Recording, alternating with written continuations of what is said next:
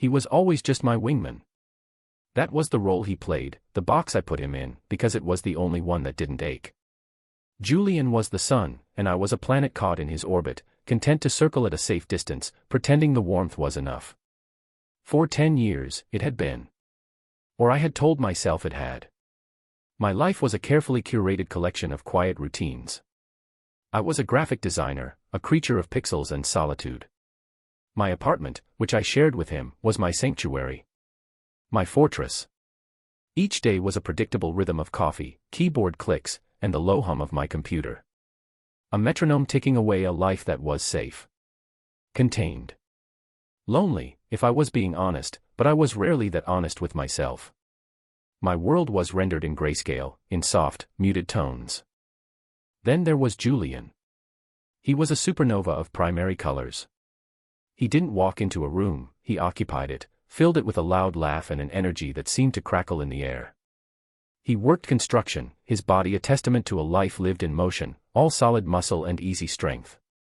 He was a magnet, drawing people in with an effortless charm that I could only watch with a kind of detached awe. He was my best friend. My roommate. My wingman. On Friday nights, he would drag me out of my fortress. "Leo, you need to see the sun," he'd say, pulling a clean shirt over his head, the fabric straining across his shoulders. I would go, not for the sun, but for him. I would stand in his shadow at a crowded bar, a ghost at the feast, and watch him work his magic. He'd lean in, his voice a low rumble against the music, and point out someone across the room. "She's been looking at you," he'd lie, a conspiratorial grin on his face. He was always trying to find someone for me. It was a strange, specific kind of torture. To have the men you wanted more than your next breath trying to give you away to someone else. But I played my part. I would offer a weak smile, maybe a nod, and then retreat back into the safety of my own head, where my feelings were locked away. The distance between us wasn't physical. We shared a bathroom, a couch, a life. But emotionally, he was on a mountaintop, and I was in the valley below, shouting up at him in a language he couldn't hear. Or maybe I was just whispering. He saw me as someone to protect. The quiet, artsy roommate who needed a push. And I let him. It was easier than admitting the truth. That every time he clapped me on the shoulder, a jolt of something hot and forbidden shot through me. That every time he smiled, a frantic bird beat its wings against my ribs. Our lives were parallel lines, running close but never destined to intersect. I had accepted this. It was the foundation upon which I had built my careful, quiet peace. Then the storm came. It wasn't just a storm, it was a meteorological event. A blizzard of the century, the news anchors called it, with a breathless sort of glee. It was supposed to hit on a Thursday, the same day my biggest project of the year was due. I had been living on caffeine and adrenaline for a week, my world shrinking to the 27-inch monitor on my desk. The snow started as a whisper, a few lazy flakes drifting past my window. I ignored it. I had a deadline. The whispers grew to a murmur, then a roar. The wind began to howl, a mournful, angry sound that rattled the window frames. My routine, my carefully constructed metronome, began to stutter. Julian came home early, stamping snow from his boots in the entryway. "It's a monster out there, Leo." They shut the site down. I barely looked up. "I've got 3 hours left on this render." He stood in the doorway of my office, which was really just a glorified closet, and watched me. I could feel his gaze on the back of my neck, a familiar, heavy weight. He was always worried I worked too much, that I was letting life pass me by from behind a screen. "You should save," he said, his voice quiet. "The lights have been flickering all afternoon." I waved a dismissive hand, my eyes glued to the progress bar. 91%. So close. The lights flickered. Once. Twice. Then they died. My monitor went black.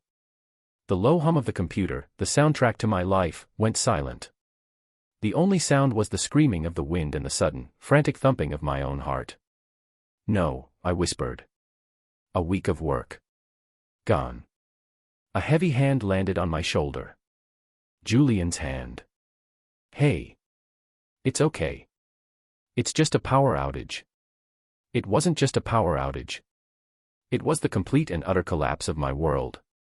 My routine was shattered. My defenses were down. The fortress had been breached. We were trapped. Just the two of us, in the sudden, oppressive dark. The storm had forced us into a shared space that was no longer defined by our separate lives. There was no office for me to hide in, no gym or bar for him to escape to. There was only the apartment, growing colder by the minute, and the yawning, unstructured hours stretching out before us. The comfortable distance I had so carefully maintained was gone, swallowed by the snow and the dark. The parallel lines had been violently, irrevocably bent, and for the first time, they were about to cross. For the first hour, we moved in a daze, two ghosts haunting the familiar landscape of our apartment. I was numb, reeling from the lost work, the broken rhythm. Julian was a whirlwind of restless energy, pacing from the kitchen to the living room, his heavy footsteps echoing in the unnatural quiet.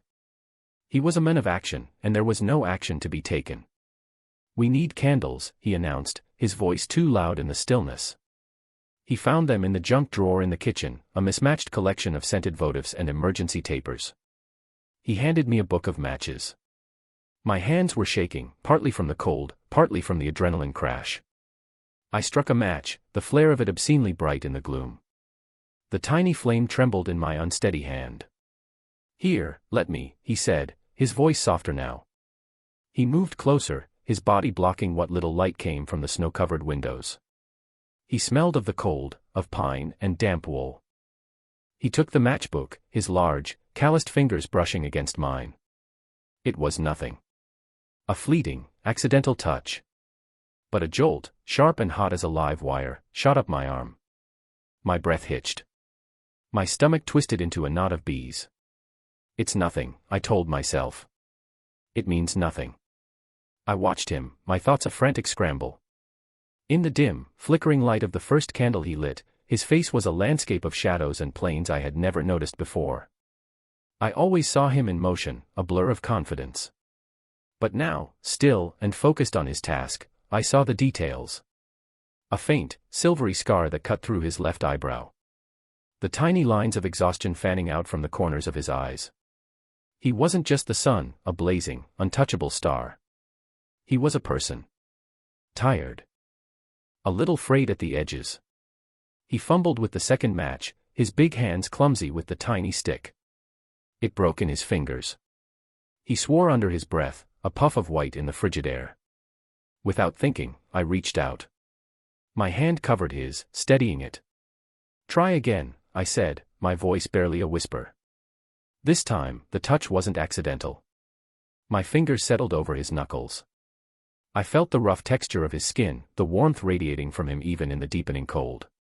Under my hand, his tensed for a moment, a sudden stillness. He didn't pull away. He didn't speak. He just held my gaze for a long second, his dark eyes unreadable in the candlelight. The world narrowed to that single point of contact. My skin against his.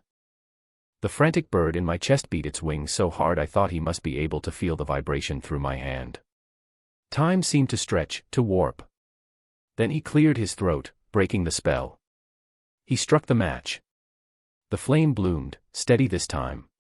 He lit another candle, and then another, his movements precise now. I pulled my hand back as if I'd been burned, tucking it into my pocket, the phantom heat of his skin still tingling on my fingertips. I had touched him. Intentionally. And the world hadn't ended. But something had shifted. A hairline crack had appeared in the foundation of our friendship.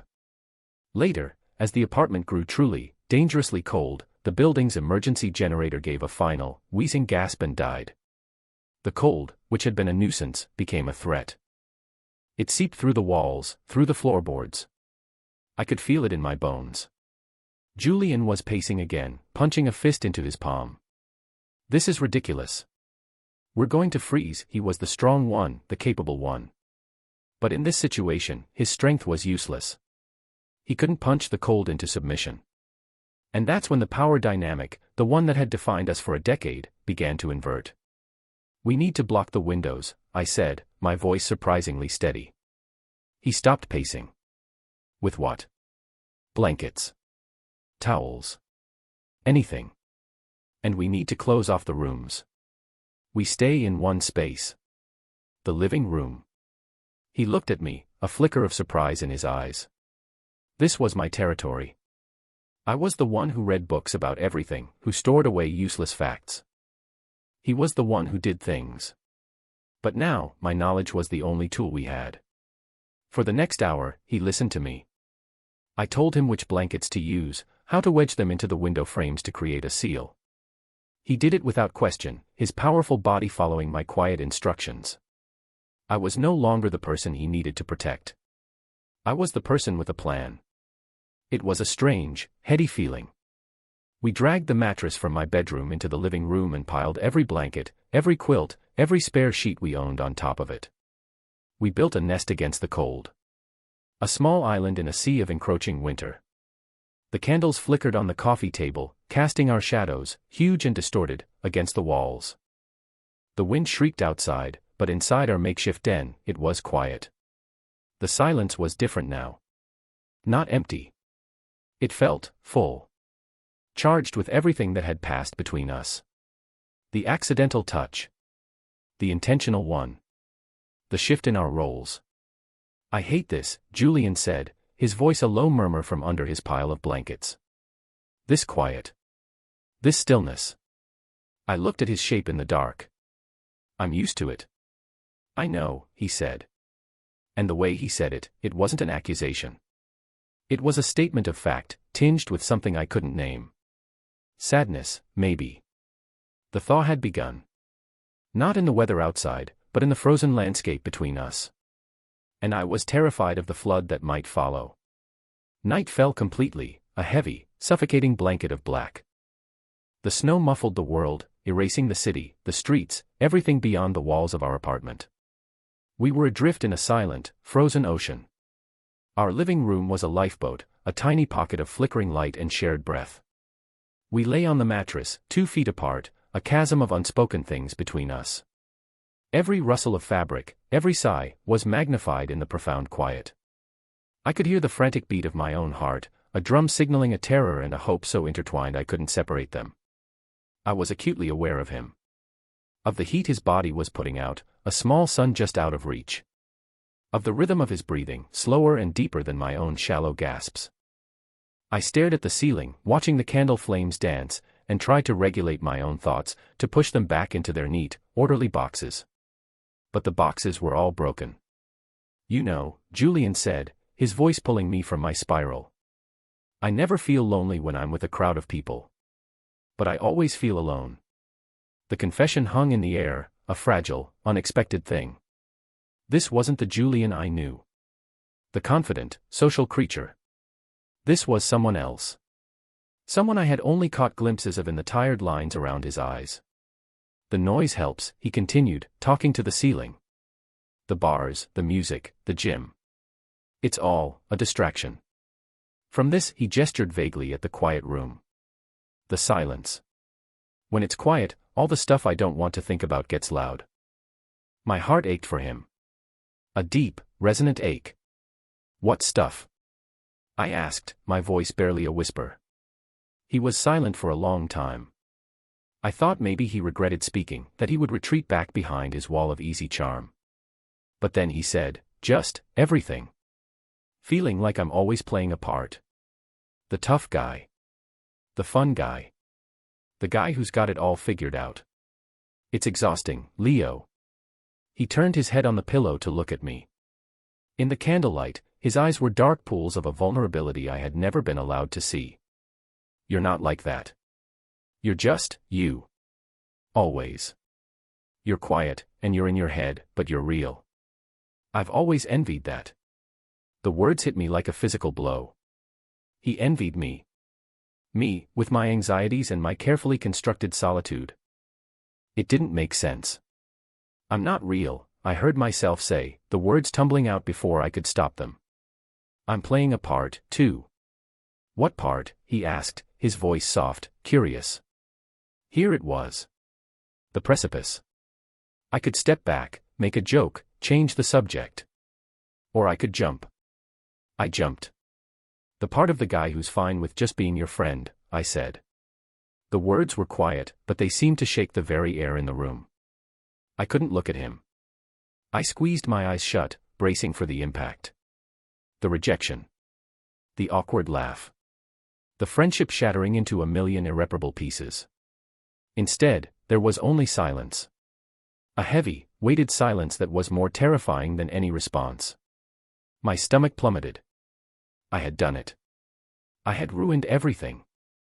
10 years of careful balance, destroyed by a moment of stupid, selfish honesty. What have I done? What have I done? The words screamed in my head. Then, I felt a shift in the mattress. A warmth moving closer. I opened my eyes. He had moved. He was on his side, propped up on an elbow, looking down at me. The space between us was gone. Leo, he said, and my name on his lips was a revelation. It sounded different. Deeper. Look at me. I forced my eyes to meet his. His expression was one I had never seen before. It wasn't pity. It wasn't disgust. It was confusion. And wonder. And something else, something so fragile and hopeful it made my breath catch in my throat. For how long? He asked, his voice thick. Always, I whispered. The truth. The whole, terrifying, liberating truth. He didn't say anything. He just kept looking at me, his gaze so intense it felt like he was seeing past my skin, past my ribs, and straight into the heart of me, where that frantic bird was now beating itself into a frenzy. Then he lowered his head, slowly, hesitantly. It was a question. His breath was warm on my face. My entire body was vibrating, a string pulled taut, about to snap. I could have turned away. I could have stopped it. But I didn't. I couldn't. I had been waiting for this my entire life. His lips touched mine. It wasn't a passionate, desperate kiss like in the movies. It was soft. Tentative. A question. His lips were chapped from the cold, and the faint taste of coffee was on his breath. He was just there. Real. And he was kissing me.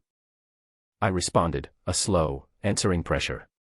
It was a confession of my own, spoken in a language beyond words. A decade of longing, of quiet observation, of hopeless affection, poured into that single, gentle touch. He made a small sound in the back of his throat, a sigh or a groan, and the pressure deepened. His hand came up to cup my jaw, his thumb stroking my cheek. The rough callus on his thumb was an anchor in the dizzying, spinning world. It was happening. This was real. The kiss was slow and honest and heartbreakingly gentle. It wasn't a solution. It didn't fix anything. But it was a beginning. A turning point. In the heart of the storm, in the cold and the dark, something new and terrifying and beautiful was being born. I woke to the hum.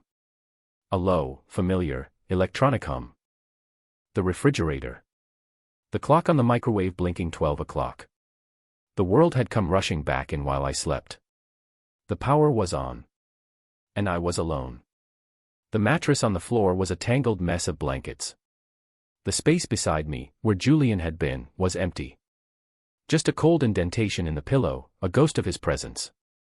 Panic, cold and sharp, pierced the sleepy fog in my brain. I sat up, my heart hammering against my ribs. The living room was bathed in the pale, blue light of a winter morning. The candles had all burned down to waxy puddles. The spell was broken. I heard movement from the kitchen. The clink of a mug. The hiss of the coffee maker. He was here. He hadn't vanished. A wave of relief washed over me, so potent it left me dizzy. I swung my legs off the mattress, my feet hitting the cold floor. I found him standing by the counter, his back to me. He was already dressed. Jeans. A heavy sweater. He was staring out the window at the city, now buried under a pristine, impossibly bright blanket of white. "Hey," I said, my voice rough with sleep. He turned. His face was blank. A shuttered, unreadable mask. The open, vulnerable man from the night before was gone. In his place was the familiar, distant Julian. "Morning," he said. His voice was too bright. Too casual. "Power's back." He didn't look at me. Not really. His eyes slid past me, focusing on the wall behind my head. The knot of bees in my stomach, the one that had been soothed to sleep by a gentle kiss, woke up and began to swarm. "I made coffee," he said, gesturing with his mug. "Thanks." I moved to the machine, my limbs feeling heavy, clumsy. I was intensely aware of the space between us, a crackling, negative void. Last night, we had erased that space. This morning, it was a canyon. What did this mean? Was he regretting it? Was he embarrassed? My mind raced, a frantic gerbil on a wheel, spinning scenarios of rejection and humiliation. He was probably thinking it was a mistake. A weird, desperate thing that happened because we were trapped and cold. A fluke. An aberration. I poured myself a coffee, my hands shaking slightly. The silence stretched, thin and brittle. I needed to say something. Anything. But my throat was tight, my tongue a clumsy piece of wood in my mouth. He was the one who broke it. "I've gotta go," he said, rinsing his mug in the sink. He still wasn't looking at me. "Need to go check on the site, see what the damage is. And, check on some people. Check on some people." The phrase was a dagger. Was it a woman? Was he running from what happened here, running to the comfort of something normal, something easy? "Oh," I said. The sound was small. Pathetic. "Yeah. So. I'll be back later. Or, I don't know. I'll text." He grabbed his coat, his keys. He was moving too fast. An escape. It was a clear, undeniable escape. He paused at the door, his hand on the knob. For a heart-stopping moment, I thought he was going to turn, to say something. To fix this. To look at me and tell me that last night was real. He didn't. He just opened the door and walked out into the bright, cold world, leaving me alone in the wreckage of our beautiful, fragile moment. The click of the lock was the loudest sound I had ever heard. The first day was a blur of self-recrimination. I paced the apartment, a prisoner in my own home, replaying every moment, every word, every touch. I had misread everything. I had taken his vulnerability and twisted it into something it wasn't. I had forced him into a corner, and he had kissed me out of, what? Pity. Confusion. Proximity. My sanctuary, my fortress, had become a torture chamber. Every surface held a memory. The junk drawer with the matches. The floor where we had huddled for warmth. The mattress, which I quickly dragged back into my room, as if hiding the evidence could erase the crime. The warmth from the heaters felt like an accusation. The silence was no longer peaceful, it was mocking. It was the sound of his absence. Late in the afternoon, my phone buzzed. My heart leaped into my throat. It was him. The message was short. Clinical. Got held up. Site's a mess. Stay in at a friend's tonight. Hope you are okay. Hope you're okay. Like I had the flu. Like he hadn't fundamentally altered the course of my life and then vanished. Staying at a friend's. The vagueness was a new kind of cruelty. It allowed my anxious mind to fill in the blanks with the worst possible scenarios. I typed and deleted a dozen replies. I'm fine, too cold. Which friend? Too needy. We need to talk, too demanding. In the end, I just sent back, okay. Stay safe. Pathetic. The second day was worse. The silence was deeper, more profound. The city was slowly coming back to life outside my window, the sounds of plows and traffic a distant reminder of a world that was moving on, a world I was no longer a part of. My solitude, once a comfort, was now a punishment. I was tasting the life I had before, but now it was tainted. Now I knew what I was missing. The ghost of his warmth, the memory of his lips, haunted me. I tried to work. I booted up my computer, salvaged what I could of my project. But the pixels on the screen were just meaningless shapes. I couldn't focus. My thoughts kept circling back to him. To the look in his eyes in the candlelight. Had I imagined it? Had I projected my own decade of longing onto him and seen what I wanted to see? By the third morning, a grim resignation had settled in. I had broken our friendship. the most important relationship in my life. And for what? For one soft, hesitant kiss in the dark. I would have to find a way to fix it. I would apologize. I would tell him to forget it ever happened. I would lie and say it was just the storm, just a weird moment. I would swallow my heart and put things back the way they were. I was rehearsing the hollow, gut-wrenching words in my head when I heard it. A key in the lock. My blood ran cold. He was back. I stood frozen in the middle of the living room as the door swung open. Julian stood on the threshold, and he looked wrecked. He hadn't shaved, a dark stubble shadowed his jaw. His eyes were red-rimmed, his shoulders slumped with a weariness that seemed to go bone deep. He wasn't the confident, bright son. He was a man caught in his own storm. He was holding a crumpled paper bag that smelled of takeout. We stared at each other across the room. The silence was thick with 2 days of fear and misunderstanding. "Hi," he said, his voice rough. "Hi," I managed to choke out. He stepped inside, closing the door softly behind him.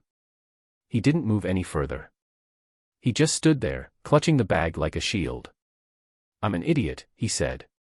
It wasn't an apology. It was a confession. I didn't know what to say. I just waited, my heart a painful, throbbing drum in the quiet. "I panicked, Leo," he said, finally meeting my eyes. And there it was again. That raw, unguarded vulnerability. When the power came on, and the sun was up, it was like the real world came crashing back in. And I didn't know what to do. I don't know how to do this, he gestured between us. Feelings. Talking. All of it. I'm good at lifting heavy things and making small talk. That's it. And what happened between us, it was real. It was so real it scared the hell out of me. He took a hesitant step forward.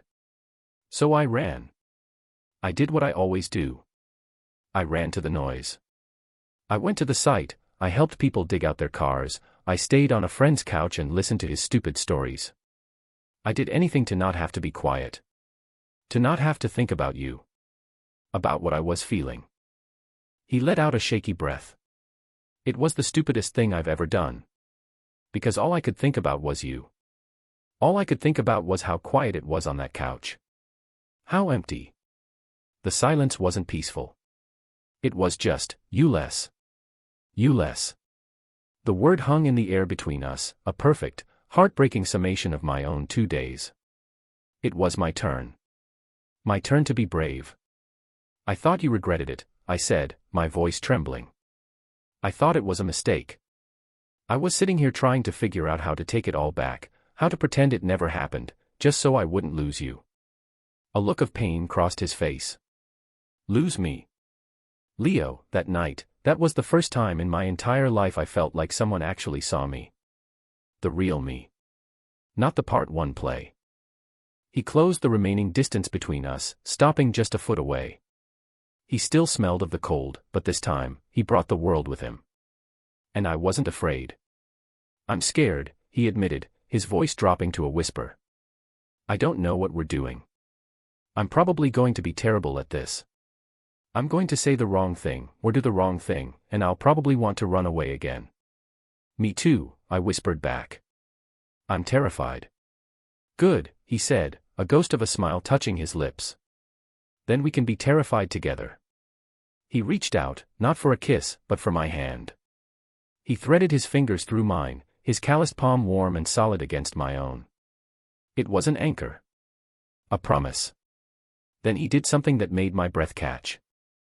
He reached into his pocket with his free hand and pulled out his keys. The familiar jangle was the only sound in the room. With his thumb, he worked the single key to our apartment off the ring. He opened my palm and pressed the cold, worn metal into it. "What's this?" I asked, confused. He closed my fingers around the key. "For 10 years, this has just been a place I sleep," he said, his gaze intense, unwavering. It was a roof over my head. A base. It was never home. He squeezed my hand. "I don't want to just be your roommate anymore, Leo. Or your wingman. I want to come home. To you." Tears pricked my eyes. It wasn't a grand, sweeping declaration. It was a small, symbolic gesture. A single key. But it was everything. It was a foundation. A commitment. A promise not to run. It was the end of the recoil. It was the beginning of everything else. The days that followed were a study in quiet navigation. We were mapping a new country, a territory that had no landmarks. There were moments of awkwardness, of hesitation. The old orbits of our friendship still had a gravitational pull. We would find ourselves standing too far apart in the kitchen, or defaulting to the safe, familiar topics of work and weather. But then there would be a breakthrough. The first morning after he came back, I woke up to the smell of coffee again. But this time, when I walked into the kitchen, he didn't turn away. He smiled, a real, soft smile that reached his tired eyes. "Morning," he said. "Morning," I replied. I went to the cupboard for a mug, and our shoulders brushed. Neither of us flinched.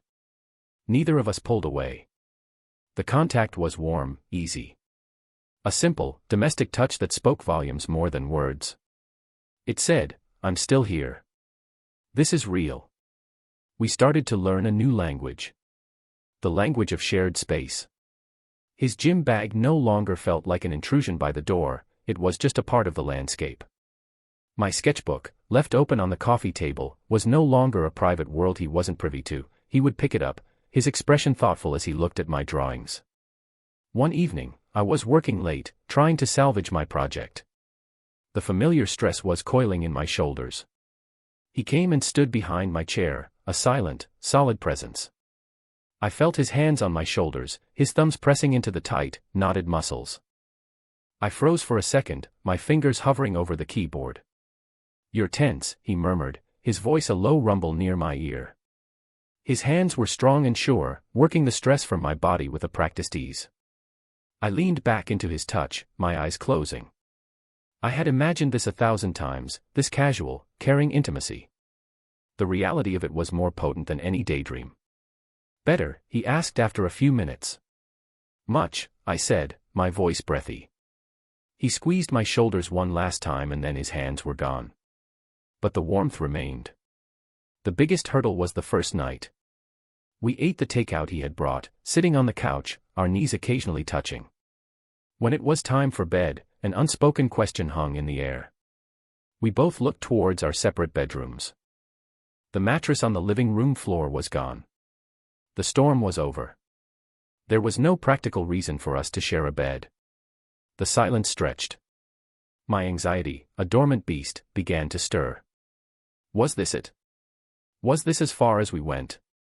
A few touches, a few shared smiles, and then back to our separate corners. Julian cleared his throat. "So," he started, and then stopped. He ran a hand through his hair, a nervous gesture I was coming to recognize. "My bed is bigger," I said, the words coming out in a rush before I could lose my nerve. He looked at me, and the relief that washed over his face was so profound it was almost comical. "Yeah. Yeah," I said, a smile finally breaking through my fear. There was no passionate rush to the bedroom. We brushed our teeth in the bathroom, bumping elbows at the sink, a clumsy, domestic dance. It felt more intimate than any kiss. When we finally lay down in my bed, facing each other in the dark, the quiet wasn't charged with longing or confusion. It was calm. Peaceful. He reached out and took my hand under the covers. "Is this okay?" he whispered. "It's more than okay," I whispered back. And we just lay there, holding hands in the dark, and slept. It was the deepest, most restful sleep I had had in years. I used to think that my life was a finished story. A quiet, unassuming novella with a predictable plot and a solitary protagonist. I had written it myself, carefully, page by page, building walls of routine and solitude to keep the narrative safe. I was the architect of my own lonely peace. Julian wasn't a character I had planned for. He was a plot twist. A disruption. He was a storm that broke down the walls and flooded the carefully manicured landscape of my life. And I was terrified of him. I was terrified of the chaos he represented, the feelings he unearthed, the future he made me dare to want.